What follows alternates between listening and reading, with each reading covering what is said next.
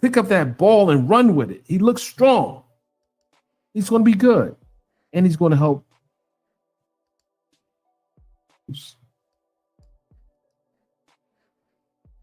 And you have to do this a certain type of way.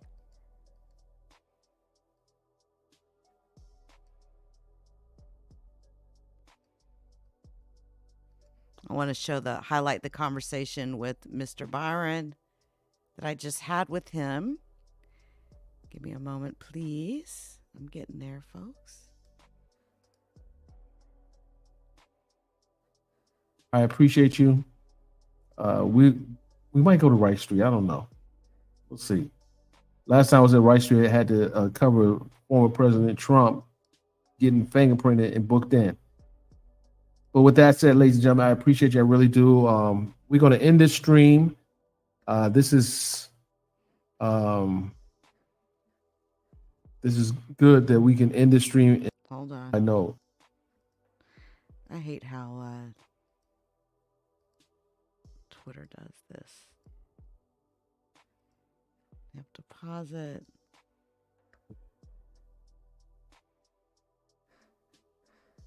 Hold that thought. Over.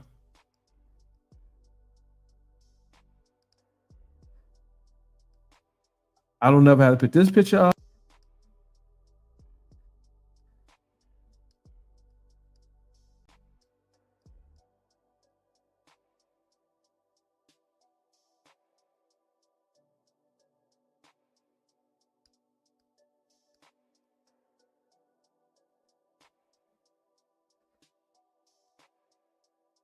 Good night, family. Wait for him to end that. I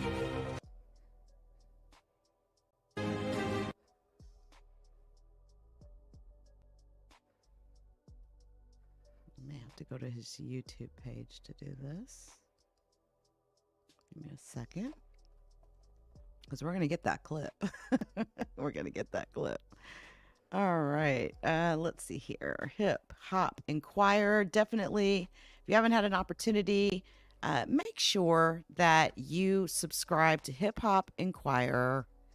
All right. Again, this is a publication owned by Mr. Dennis Byron. All right. Make sure you subscribe.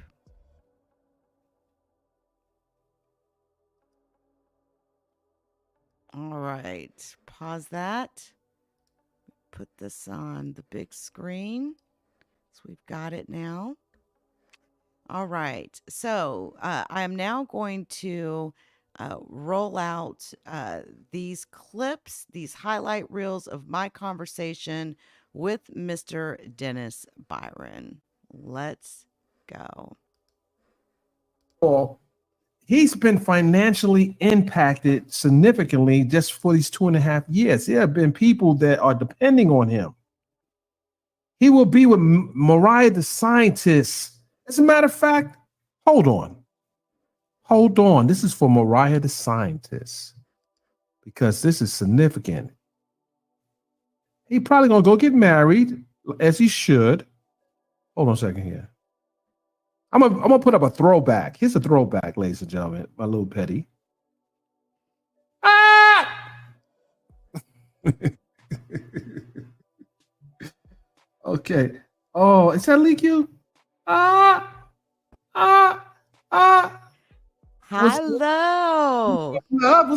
What's going on? What's going on? Girl, you gotta listen. I need That's you to come. me. I know. Okay, yeah. Nicole, I need you to come up closer. It looks like you're like a cutout here. What's going on?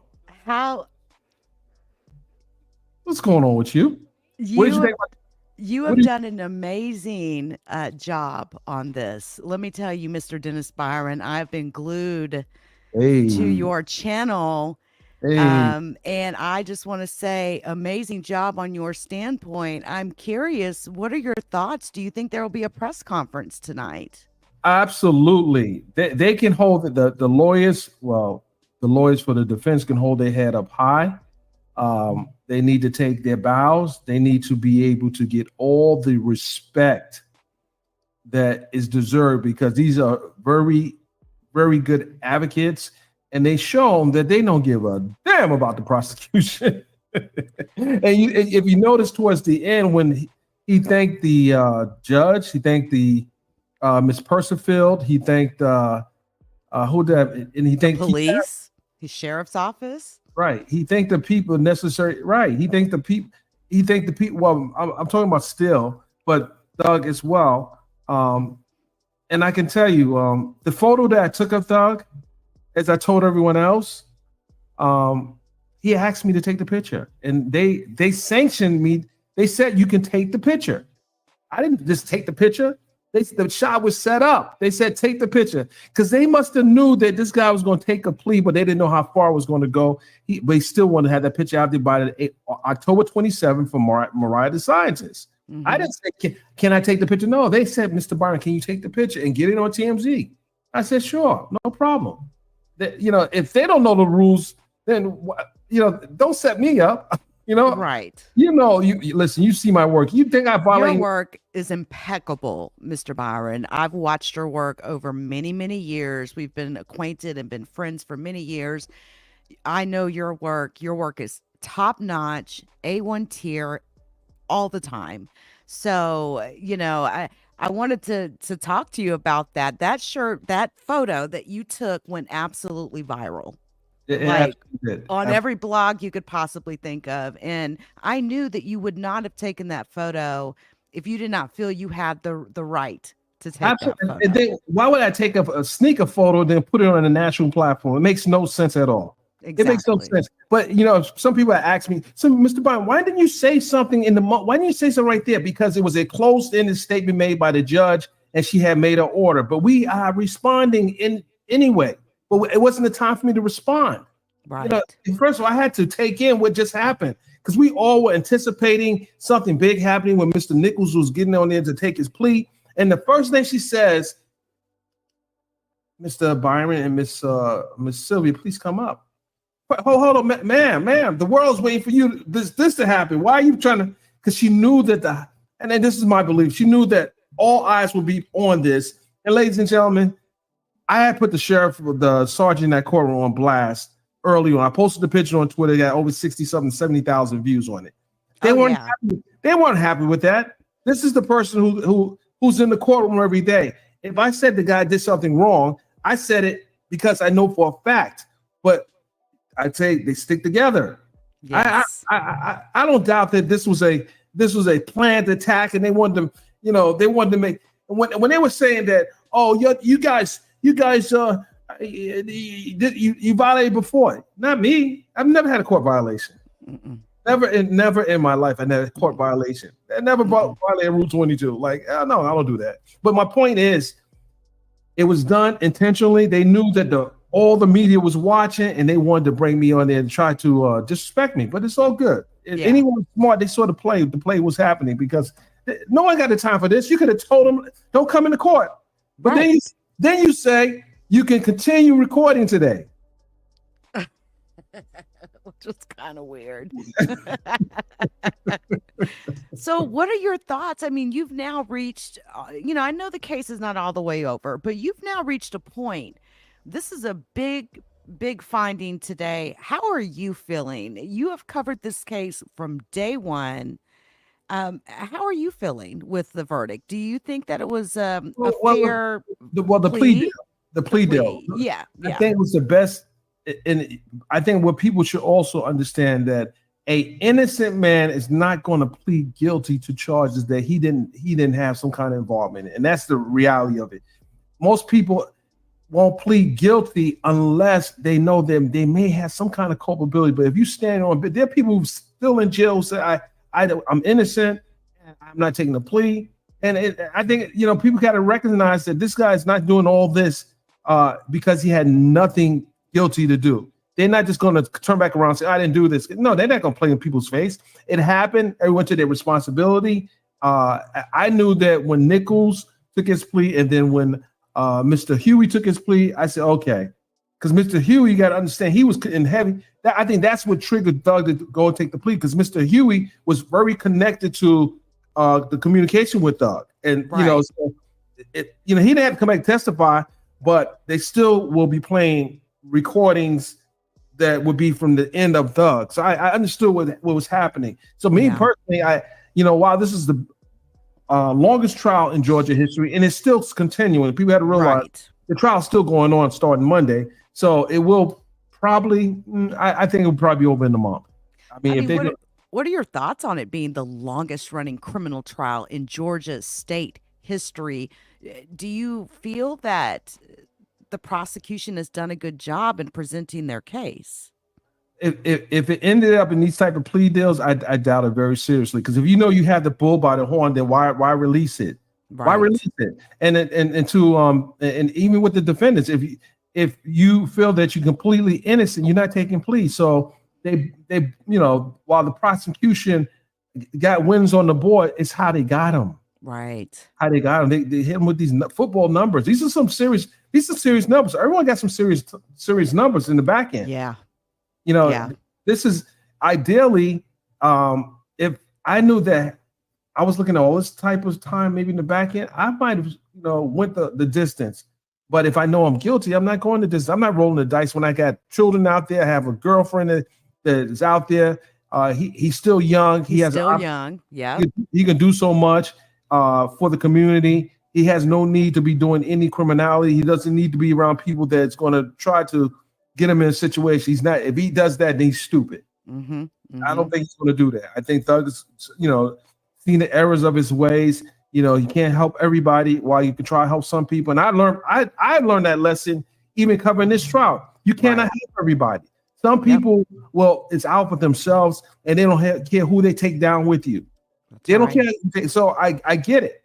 If you don't, the people who have nothing to lose, they won't care. Some people have nothing to lose. They don't care. I'll take them down with me. I don't care. I'll take them down with me. So or just being on trial with them, to them is almost like a flex in some respects. Right, it's a flex, and people are going to forget their names. Right. Maybe really not quickly, maybe already. Well, not I won't say that, but I would just say, Gotti, he has, he's an artist as well, and he's someone that played an integral part in this trial.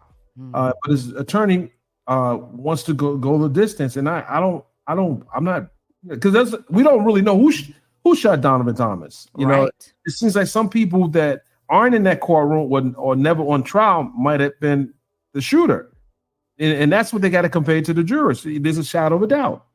That's right. Reasonable doubt. Yeah. So let me just post this comment, and I agree with you. So people will risk their reputations for some attention. I agree with you. I agree with you. Oh yeah, that's always. People will do that always. Willing to put their reputations on the line for some of the craziest stuff. Let me ask you a question, since we both have mics. Yes. What did you see about this trial that made it interesting for you? What was some of the things that stood out for you? I'm going to tell you the number one thing that stood out for me is the prosecution did not seem to have their case fully organized. Right. It seemed very unorganized. It seemed very just kind of put together on the fly. And not only, when you think about, even as of today, if trial would have continued without these plea deals, there was still over 100. It's a press conference right now. Okay. Let me pull the press conference up, ladies and gentlemen. Let me pull the press conference up. I have them right here.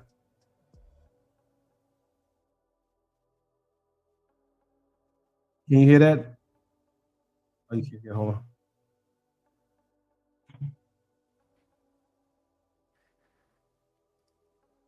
Hold on, guys. Stand by. I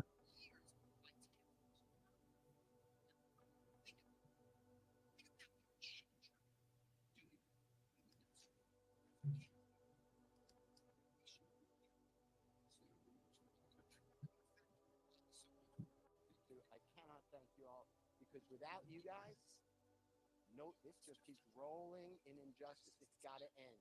Moving to another country. I want to thank everybody so much for everything you do. I cannot thank you all because without you guys, no, this just keeps rolling in injustice. It's got to end.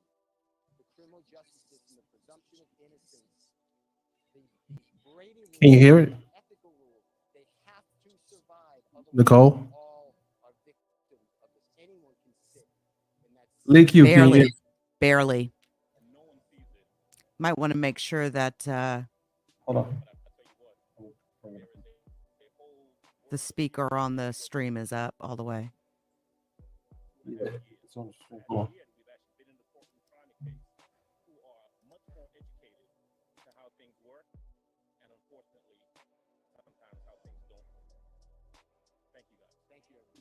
They're finished already. Hold on.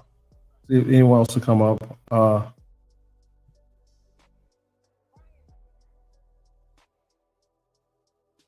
Hold on.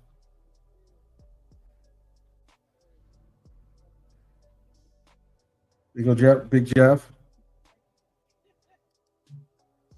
Hold on.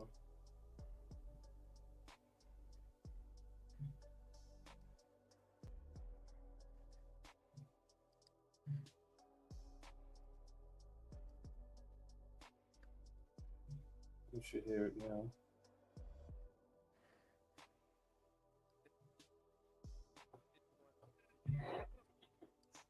I don't know if she was there. Honestly, I'm not gonna laugh. Who's that? Do I see Miss Sylvia Ware? I wasn't paying. Y'all ain't been paying no attention. Oh. Big Jeff standing on big.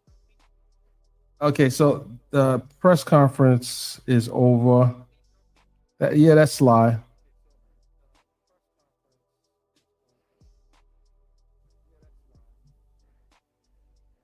Okay, I'm hearing feedback. I don't know why.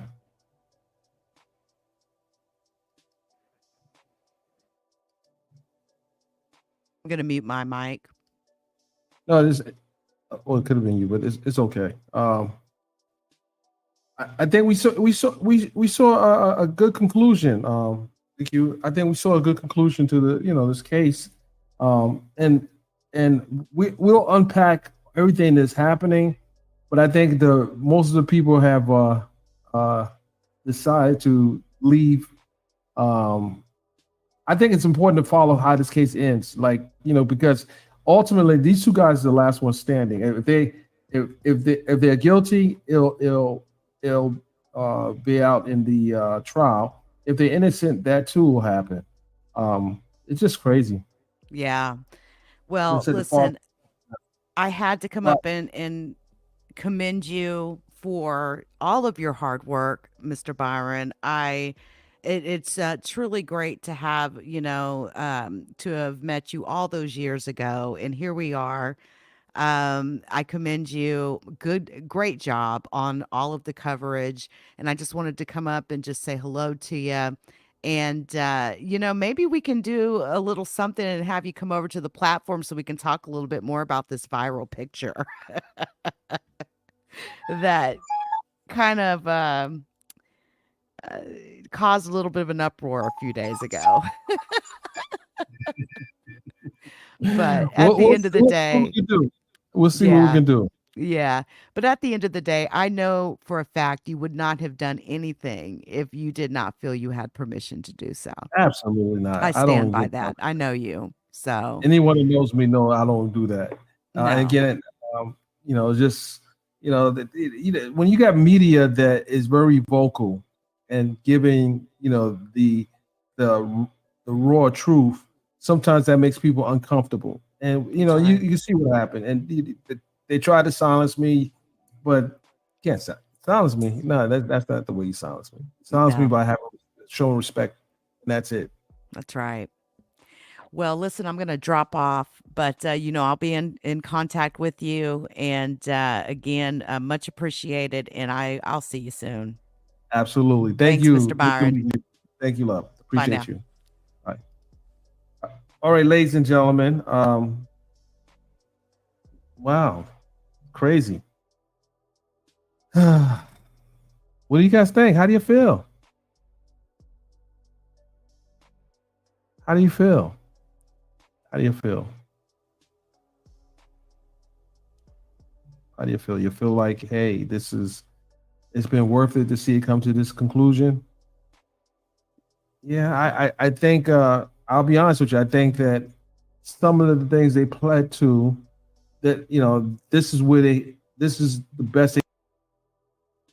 He was trying to find me. Where you trying to find me at? I'm not eating salmon. I'm not eating salmon tonight. I ain't salmon. I had to fish. When last I had fish? Man, I just had ah ah. What's Hello. what's going? This is if they're guilty, it'll crazy. What do you guys think? How do you feel? How do you feel? How do you feel? How do you feel? You feel like, hey, it's been worth it to see it come to this conclusion? Yeah, I think I'll be honest with you. I think that some of the things they pled to, that this is the best they can get out of the prosecution. This is the best they could get out of prosecution. And it gave him a pathway to go home. Gunner took it early on. He didn't take it early on. It gives him a pathway to go home. So he'll be home shortly. He'll be home. Of course, Guy Terry. You know that guy. This the election. Listen, Doug is home. Doug is home before election day. Think about that. Let that sink in. Doug is home before election day. Finally got a conviction. He has a conviction. She got a conviction on Doug. That's a win for her. He goes home. She gets a conviction. He keeps his nose clean. Everything goes away. So it's a win-win. She got what she wanted, and this didn't drag out to the polls, and he got what he wanted. And he can I don't know, can he vote? I think he can vote. Well, can he vote, ladies and gentlemen? I gotta check. I don't know if he can vote. Can he walk to the polls and vote? Well, he can keep his passport so he can vote. And that's the other thing. He can keep his passport. He can travel. He can listen. He's good. Because he's going to be in demand. This is like 2 years of marketing and promotion for the big show. He's going to make this back in few bookings. When I say few bookings, because he's going to sell out arenas. He's going to be good. This is a lot. 2.5 years. He got himself clean. And look at the other benefits. When he went in, and you saw how he looked when he got arrested in Buckhead. He looks healthy now. He looks strong. He looks ready to pick up that ball and run with it. He looks strong. He's going to be good, and he's going to help. He's going to help a lot of youth. Now, I've talked to the dad. I talked to the dad. I think when Doug does his press conference, because he will do a press conference at the right time, it's going to be good. With that, ladies and gentlemen, I appreciate you. I got to get some dinner. Family's going to Rice Street to get Doug. Okay. I appreciate you. We might go to Rice Street. I don't know. We'll see. Last time I was at Rice Street, I had to cover former President Trump getting fingerprinted and booked in. But with that said, ladies and gentlemen, I appreciate you. I really do. We're going to end this stream. This is good that we can end this stream on a high note. Chat, make sure you are like, subscribing, and following this page. And I'll see you guys on the next live, wherever that will be. I'll never have to put this picture up again. It's over. It is over. Victory. I don't never have to put this picture up, and I don't never have to put this picture up. We good. We are so good.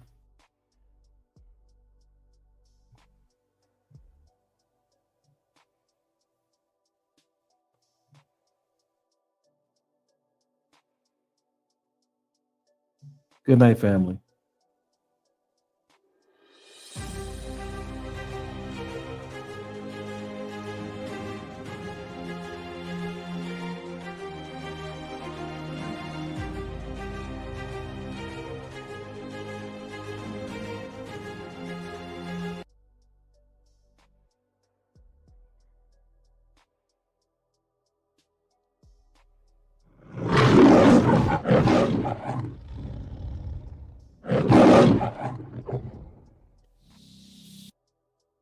Collective opinion, Jeffrey would have been found not guilty of everything. So this is very painful. But that's another 3 months or so in custody. And he wants to go home to his family. And negotiations totally broke down with the district attorney's office. Horribly broke down. And at that point, we believe that justice would be found with the honorable court. And Jeffrey just wanted to go home. How agonizing it is to know that we've spent a year trying a case where the prosecutors have put on lies, knowing lies, hiding evidence, is insane in 2024 in the United States of America. And the only reason that this got revealed is because of you people.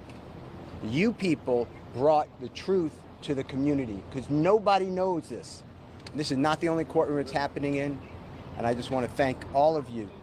I especially want to thank Jeffrey for letting me represent him. I think he's a wonderful person who does wonderful things and will continue to do things even greater. I cannot express to you how Shaquille Kokomo, how Trisha Renard, how Haley, how my wife Colette, how Brand.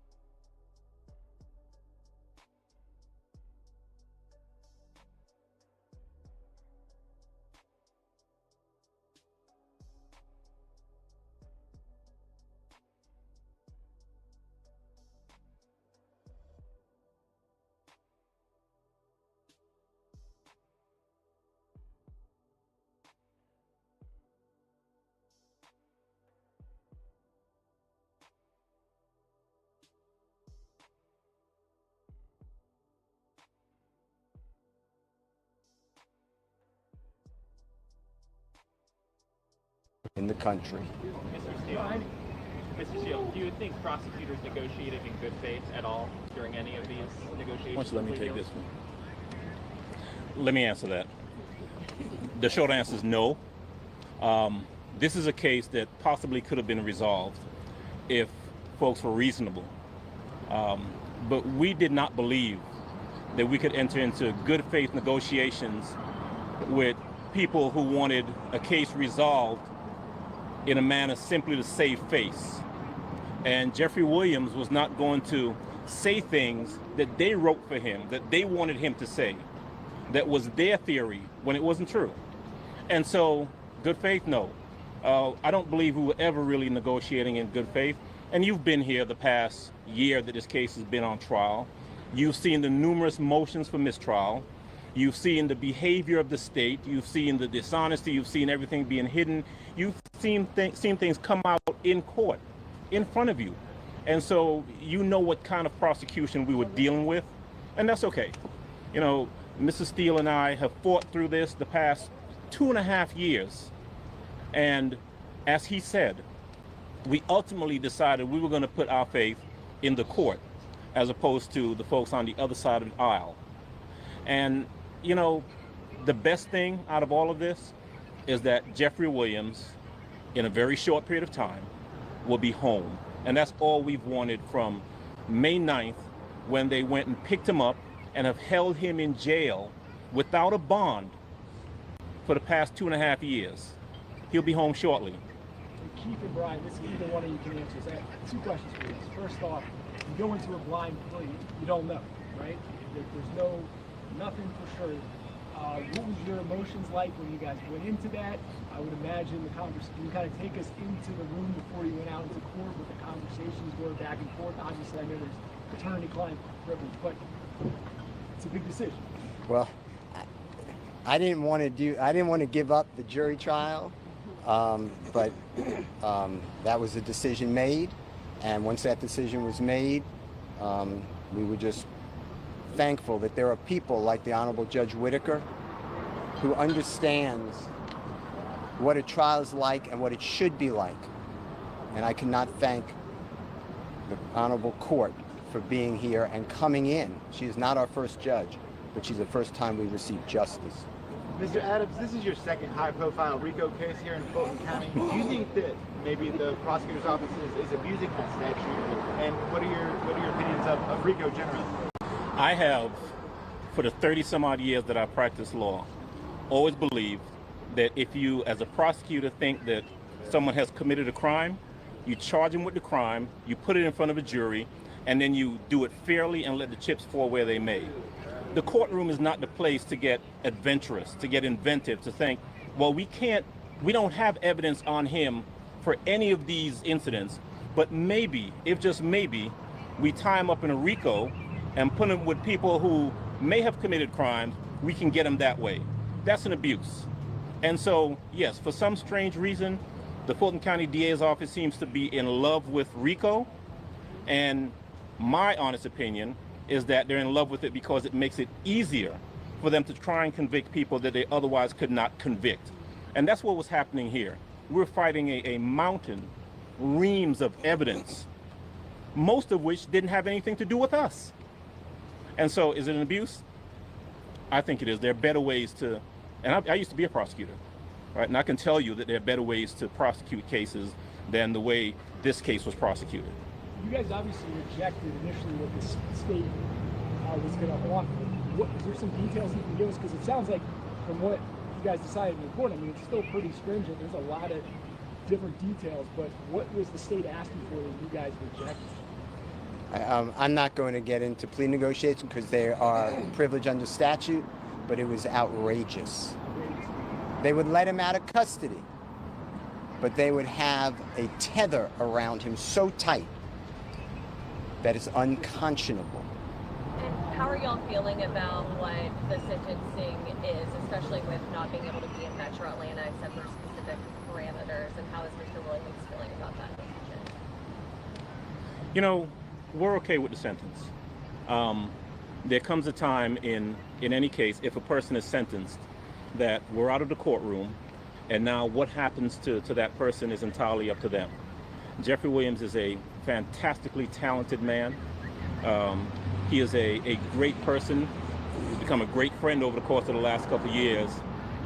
And he has the ability, the incentive to go forth and do everything he needs to do to put this behind him. And we're confident that he will. One of the questions you asked a little earlier was, what was that feeling like, stepping into a courtroom to do what's called a blind plea, not knowing what's going to happen? You know, it's a scary feeling for all involved. There's probably no feeling quite like that other than sitting in a courtroom waiting for a jury to come out and tell you what your fate is. But we walked in there knowing that we were in front of a fair tribunal and being comfortable that the right thing was going to happen, and the right thing did.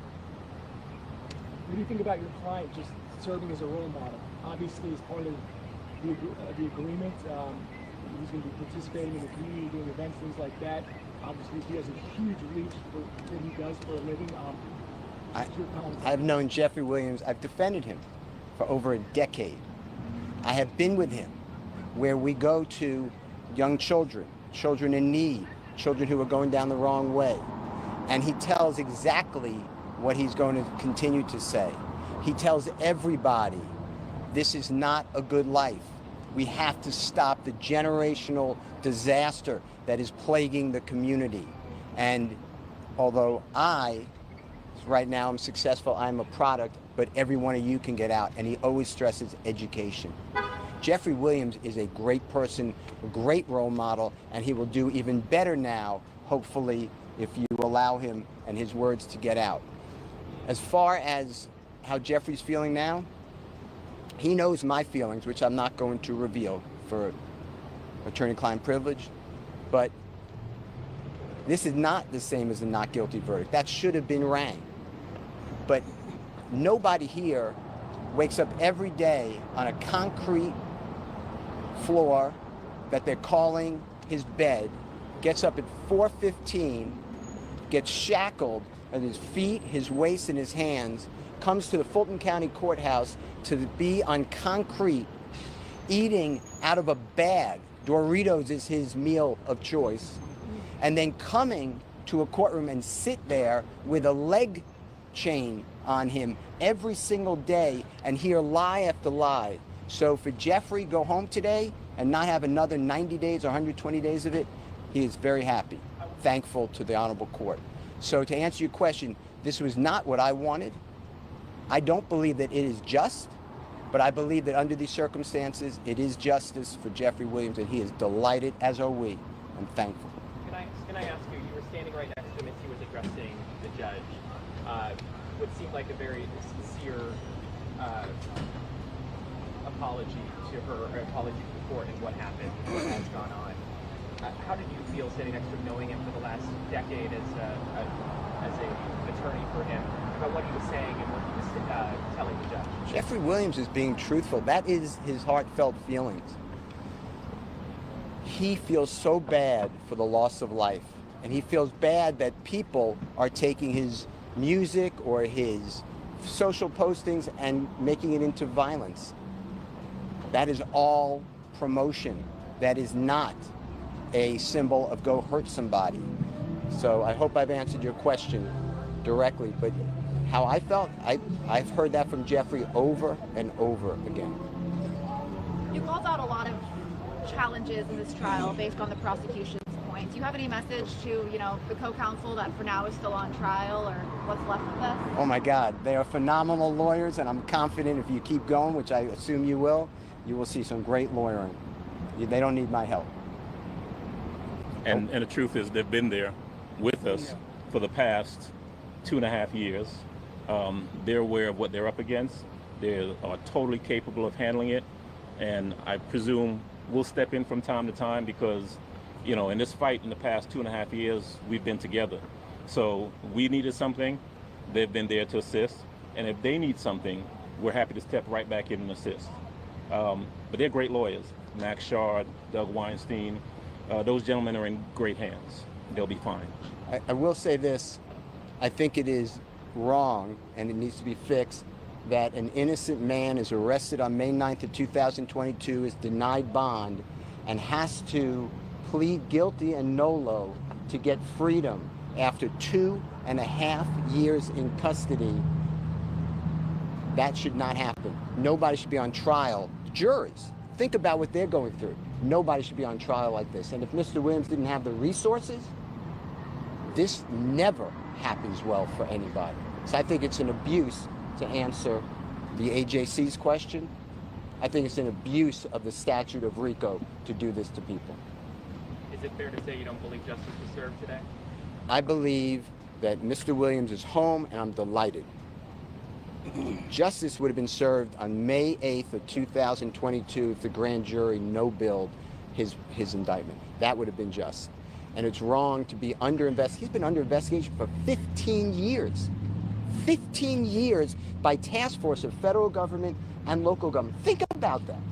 Think about your children doing that. And that's okay. If it's okay with you all, then we should really start moving to another country. I want to thank everybody so much for everything you do. I cannot thank you all, because without you guys, this just keeps rolling in injustice. It's got to end.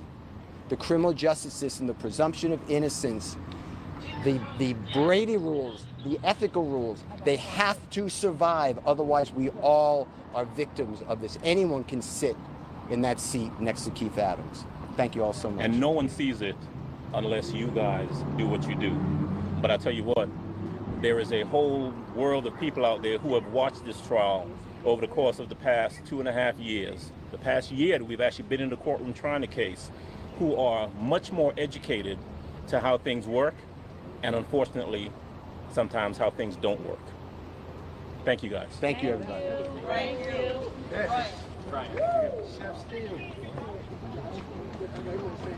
Brian.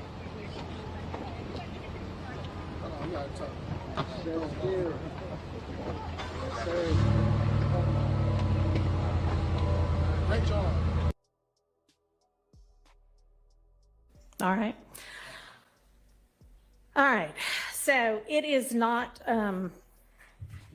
lost on the court that the state, had they been able to come to agreement on certain special conditions, was willing to entirely dismiss the RICO count, was willing to entirely dismiss one of the gang counts, and was willing to entirely dismiss this, machine gun count. Was willing to give a sentence that permitted Mr. Williams to walk out of the door today, and therefore does not seem to be particularly worried that Mr. Williams, if on the streets, would be a danger to society. I'm taking that into consideration in crafting my sentence. And in permitting a NOLO plea to the RICO count in one of the two gang counts, I would not be permitting the NOLO to the one if you were not pleading guilty to at least one of them.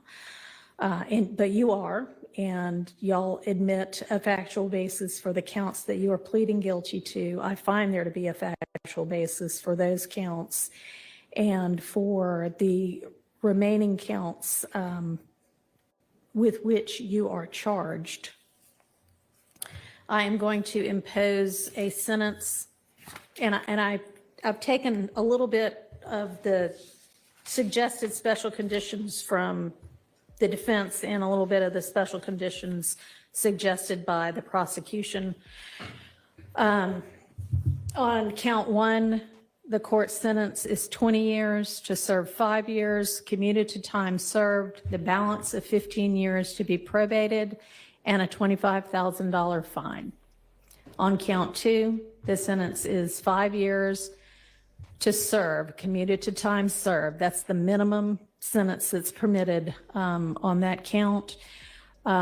It is required to be run consecutively. I'm going to run it consecutive to count one, but I am going to backload. Oh, I'm sorry, that is not commuted. That is 5 years to serve, and it's going to be run consecutively to count one, backloaded, by which I mean after you serve your 15 years of probation. If you have been successful on that probation, and I sincerely hope that you are, then at the end of that 15 years, I will commute the entire rest of any service portion of your sentence to time served. So I'll get to the end of it and give you the total sentence, but I'm also going to impose a $15,000 fine with regard to that count. Count 57, 20 years to serve 5, commuted to time served, the balance of 15 years probated, concurrent with count 1. Count 58, 10 years to serve 5, commuted to time served, balance probated, concurrent with count 1. 59, 5 years to serve, commuted to time served, concurrent with count 1. 60, 5 years to serve, commuted to time served, concurrent with count 1. Count 61, 5 years to serve, that is required to be also a consecutive sentence, so that's going to be run consecutively to count 56 and backloaded. Count 62, 10 years to serve, also required to be served consecutively, that's going to be consecutive to count 61, also backloaded. So essentially, the total sentence is 40 years to serve the first 5 years in prison, but commuted to the time that you have already served, followed by 15 years on probation, followed then by the backloaded 20 years, which can be served in custody and will be served in custody if you are not successful on your probation. If you are successful in completing your 15 years probation, that will be commuted to time served.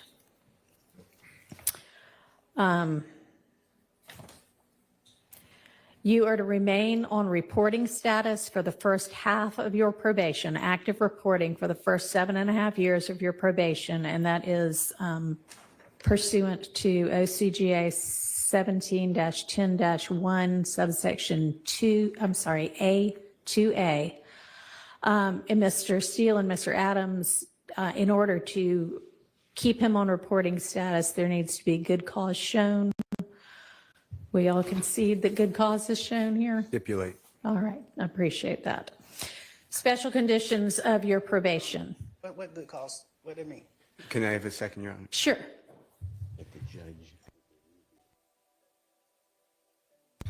Thank you, Your Honor. All right. You had enough time to talk with your attorneys? Yes. Okay. All right, special conditions of your probation.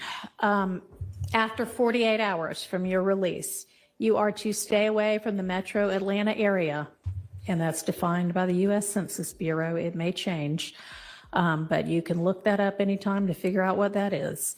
For the first 10 years of your probation, subject to the following exceptions, you are permitted to be in the metro Atlanta area to attend any wedding, funeral, or graduation from high school, college, or graduate school of any of your immediate family members. And immediate family members is defined the same way that you all were contemplating it when you were negotiating. You can get here up to 24 hours prior to any such event, and you need to leave within 48 hours after any such event. In addition, during each year of your probation, I'm going to require that you come to the metro Atlanta area and make a live anti-gang and anti-gun violence presentation 4 times a year, each year of your probation, at a grade school, a middle school, a boys or girls club, anything like that, that type of group. And if you want to, that presentation can include a benefit concert, and these presentations may count towards your required community service hours, which I'm going to impose, that during each year of your probation, you perform 100 hours of community service. You are, and this is required by the fact that there's a gang conviction. You shall not knowingly have contact of any kind or character with any other member or associate of any criminal street gang. Exception to that, if your brother is a member of any street gang, I hope you talk him into getting out of it. Quantavious Greer, and then also Sergio Kitchens, as long as you are contractually obligated to him. That is going to include anybody who is named in this indictment, except as absolutely necessary to conduct the lawful business of your musical career, and to any extent that the state is not agreeing to the exception for Mr. Kitchens. In the event that that part is not enforceable because it is only a portion of a special condition, going to provide that that be severable from the rest of this, and I'll put some case sites in the Senate sheet for that. You are in no way to promote any criminal street gang or any criminal street gang activity, including on any social media platform. You are not to utilize any hand signs, terminology, or language that promotes any criminal street gang. You are not to participate in any criminal street gang activity.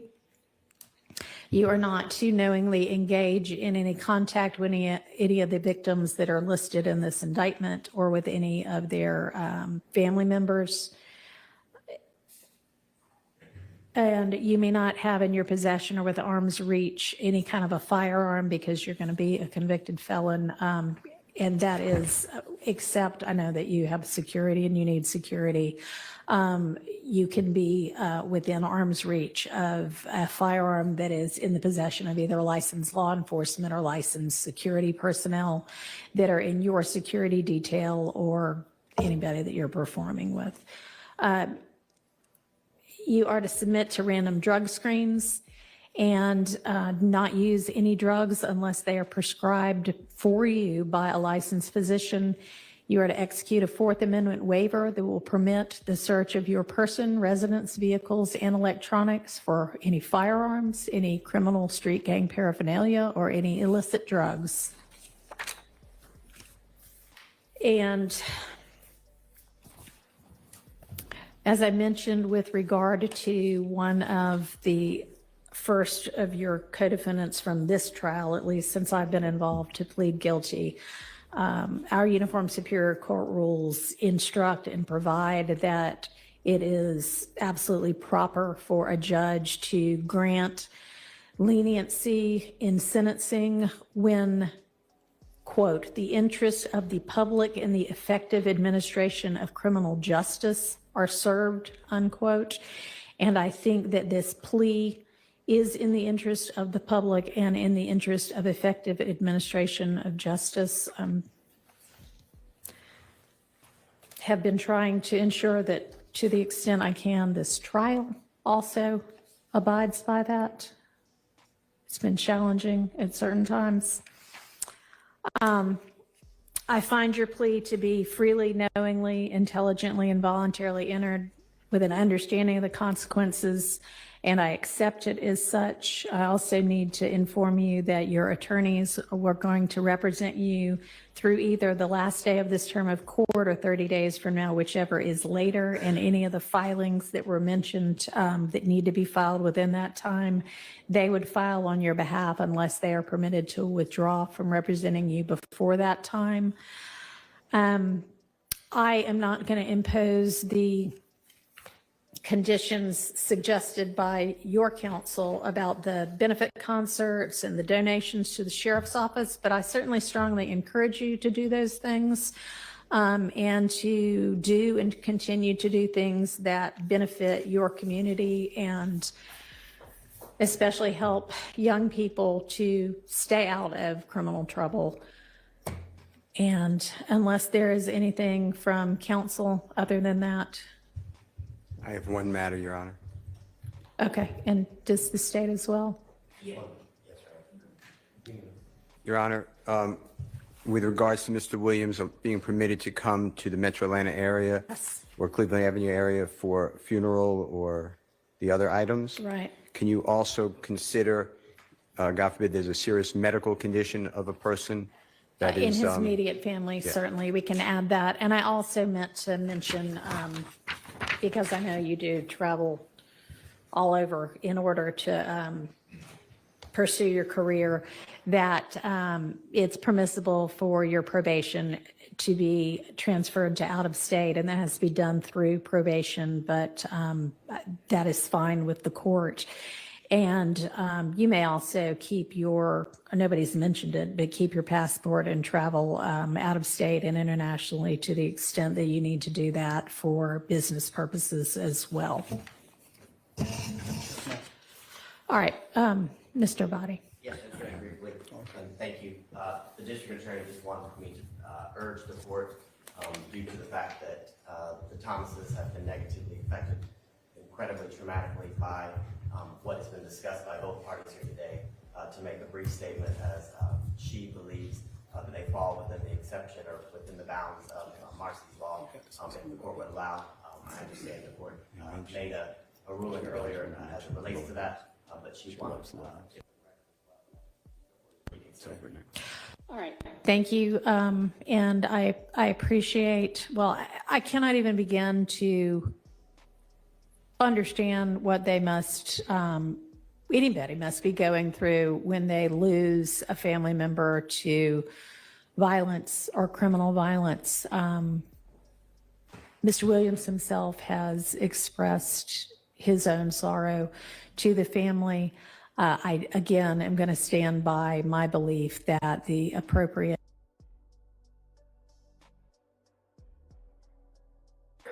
What's up, everybody? We are back to discuss the most recent shenanigans in the YSL trial. Most of it is coming from yesterday when the judge openly, continuously reprimands the prosecutors. We're going to talk about how, while that could be a good thing in promoting justice, we have to make sure that it's actually giving the criminal defendants a fair trial. And is it? If it's not, will she ever grant a mistrial? Is another question. And then number 3, is she just doing what Judge Glanville did? Reprimanding and disparaging these attorneys, and is it going to rise to the level where maybe she'll get recused, or what's the difference? We're going to talk about all that and more. I've got my dad on. Let's get to it. Make sure you guys hit that like button.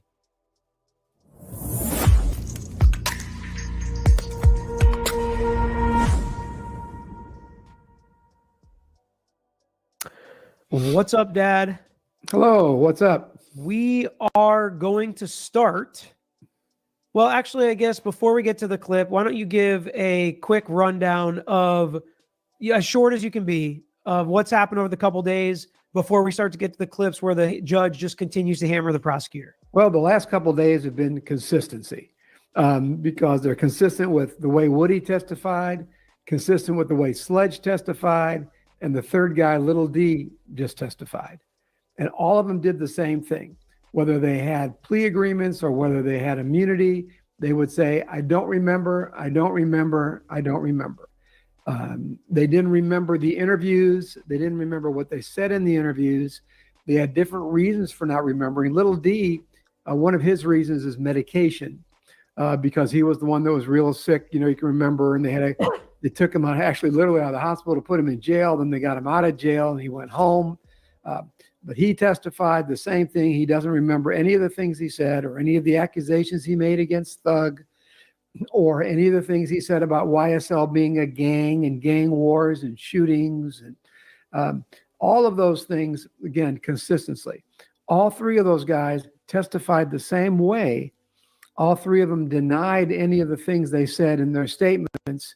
And what the state has been trying to do is trying to prove the statements were true and what they said on the stand was false. And they've been doing that and they're continuing to do it, putting on, for instance, the persons who interviewed them saying, yeah, they were cogent, they understood the questions, they answered the questions, they weren't all drugged out on medication or for whatever reason. They also had some forensic people testifying about the bullet casings that were found on the floor. They also had testimony about apartments being shot up or gambling houses being shot up. But again, the key witnesses that are going to connect all this together and make this a RICO tying criminal activity to these defendants, it seems like consistently all 3 so far have been big zeros for the state. And that's also consistent, in my opinion, for the most part. Although, if you are just your average jury, and at this point you're like, we get it, these guys are in a gang, then maybe this.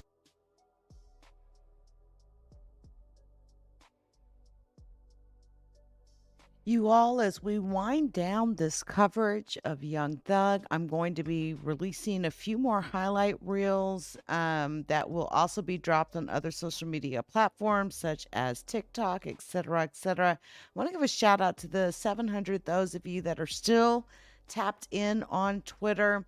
Subsequently, I'm going to be playing the entire presser from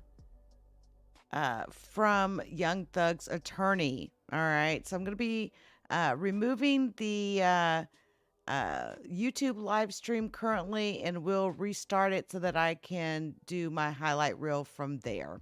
So again, I want to thank each and every one of you for coming through. As I prepare to do this, give me just a moment.